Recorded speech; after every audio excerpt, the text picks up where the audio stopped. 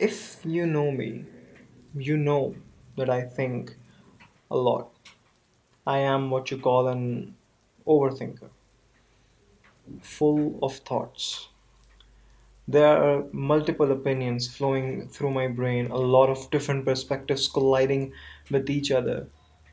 I always seem to have answers to all of my questions because of my observant and analytical thinking. But there's this one question that I'm asking myself pretty much constantly nowadays, and I am finally stuck. I cannot answer it. And the question is, what would you do if the end of the world was near?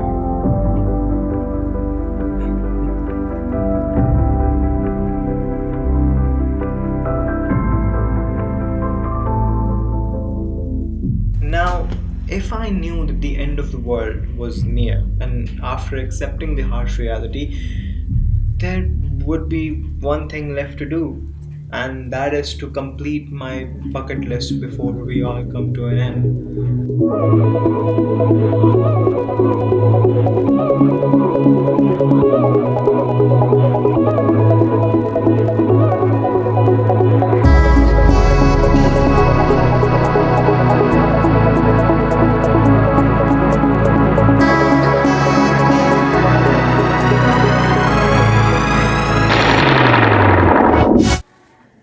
But then this contradictory question hit my brain.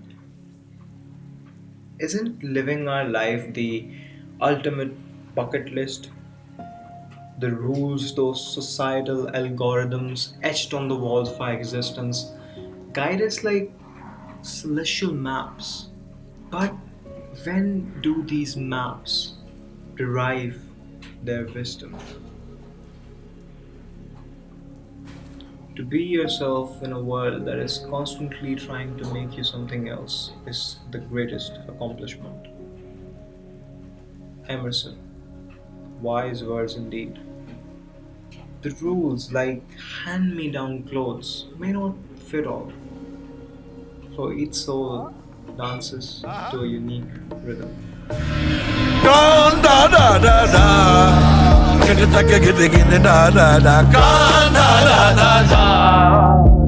Imagine the pioneer, the first architect of these societal blueprints, a trailblazer fueled by spontaneity, not dogma. Yet here we stand, following those footprints as if they were the only path to success. But is success not as varied as the colors in a painter's palette? Let's ponder around that example for a second. Painter's palette. What a great example.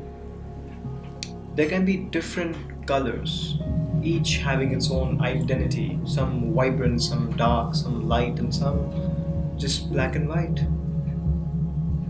Whatever the color, this example represents that the painter is not restricted to using only one color.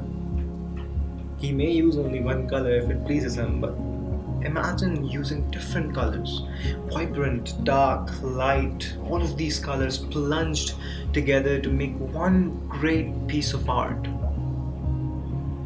It's rare that an artist creates an ideally new color, but we have so many great artists using the same colors to create different yet beautiful artworks. The unexamined life is not worth living, said Socrates, a reminder that the greatest canvas is the soul itself. Education, formal and otherwise, is not a strict regimen, but a symphony of experiences. The classroom of life has no walls, only horizons. If you think about it, the person who first applied these rules to his life didn't have instructions back then, so basically he was just coming up with them along the way. So why do we have to follow the exact set of rules that this guy set for us?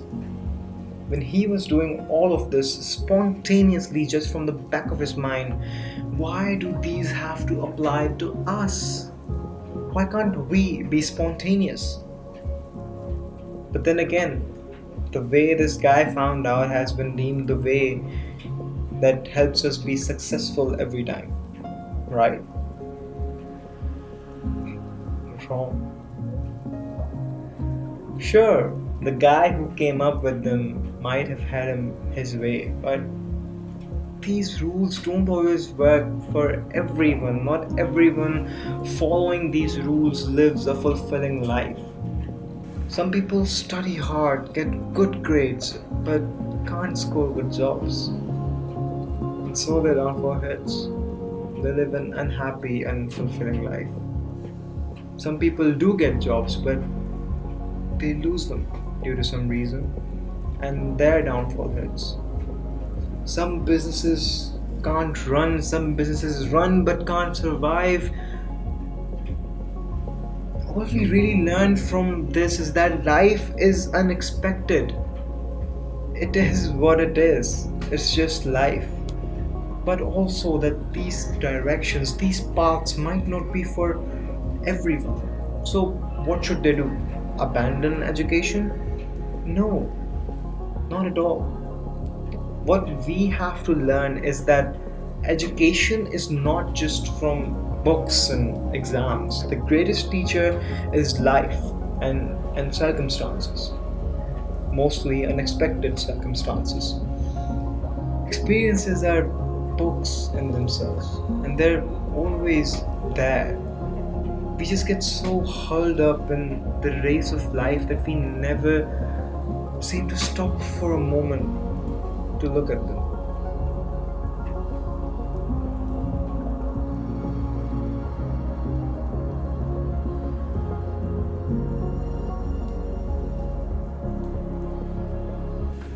Now that we are talking about races, the turtle and rabbit, an age old tale etched into our minds since the beginning of our childhood. Imagine the turtle stopped looking at the rabbit, rest, thinking maybe I should rest too. But he didn't. Why? Because following the ways of each other doesn't make you that person.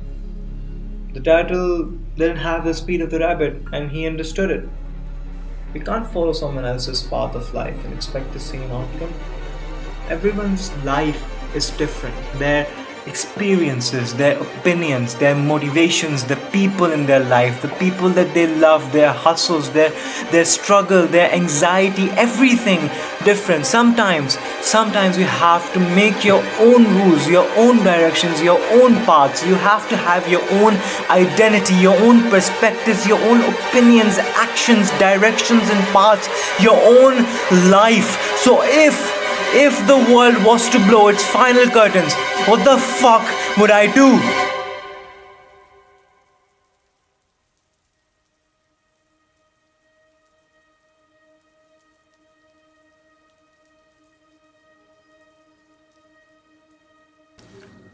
I don't know. Wait, that is the long awaited answer to my question. I don't know. All I've done throughout the film is talk about how non spontaneous our life is and how hard that makes it for us to live it. So I'll be spontaneous. And spontaneity is not planned. I might enjoy the sunrise, I might go on a trip, laugh with my friends, ride my favorite car, buy my favorite things, but in the end, I don't know. And I don't want to.